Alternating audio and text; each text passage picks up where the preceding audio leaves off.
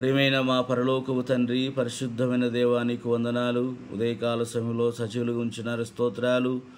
మే 11వ తేదీ నాడు దైవ మర్మముల ద్వారా అందరితో మాట్లాడమని యేసునామమున ప్రార్థించి వేడుచున్నాము తండ్రి, ఆమేన్. మే 11వ తేదీ ఆత్మతోను జ్ఞానముతో నిండుకొని మంచి పేరు పొందిన 7 మనుషులను మీలో ఏర్పరచుకొనుడి. అపోస్తుల కార్యము 6వ అధ్యాయం 3వ వచనం. దేవుని వాక్కు అనుసరింపక తప్పిపోవడచే ఈనాడు దేవుని ప్రజల మధ్య ఎంతో గొప్ప నష్టమును చూడగలం. ప్రార్థన ద్వారా పెద్దలను కనుగొనగల మనుకొని వారు సహితం అజాగ్రత్త పరులై దేవుని సేవకులు జతపని వారుగా కలిసి ప్రార్థించటను ఈ ప్రాముఖ్యమైన పని నిర్లక్ష్యము చేసి మానవుల యోగ్యతలు, మాట్లాటల్లో వారికున్న సామర్థ్యతను లేక లోకమునందలి వారి స్థానము, ఇతర అర్హతను బట్టి నడిపించబడు పెద్దలు నియమించుచున్నారు. దాని ఫలితం ఆత్మీయ గొడ్డుబారిన పరిస్థితి. ఆత్మీయంగా పసిపిల్లలుగా ఉన్నట కూడికలు వచ్చిన వారు తిరిగి ఆకలితోనే వెళ్ళిపోతున్నారు. ఆ తరువాత దావీదు పశ్చాత్తాపడగా దేవుడు అతన్ని క్షమించెను.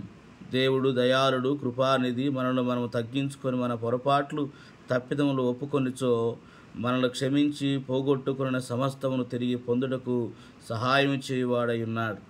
దేవుని మందసం యేసుక్రీస్తు ప్రభువును గూర్చి మాట్లాడుచున్నది. ఆయన కోరు వాటిని ప్రజలకు తెలియచేయుటకును, రక్షణ మార్గం చూపించుటకును, ఆధిక్యత కలిగిన వారు తిరిగి జన్మించి ఆయనచే పిలువబడిన వారే. అయ్యో, ఈ దినములలో జరుగుతున్నదేమనగా దేవుని పిలుపులేని అనేకులు సేవకులుగా విదేశములకు పంపబడుచున్నారు. ఆ కారణము చేతనే అలాగూ పంపబడిన వారిలో 165 కంటే అధికముగా వారు సేవ చేయవలసిన కాలమునందు మొదట 5 సంవత్సరాలు ముగించిన తరువాత వారు తిరిగి తమ స్థానములకు వెళ్ళుట లేదు.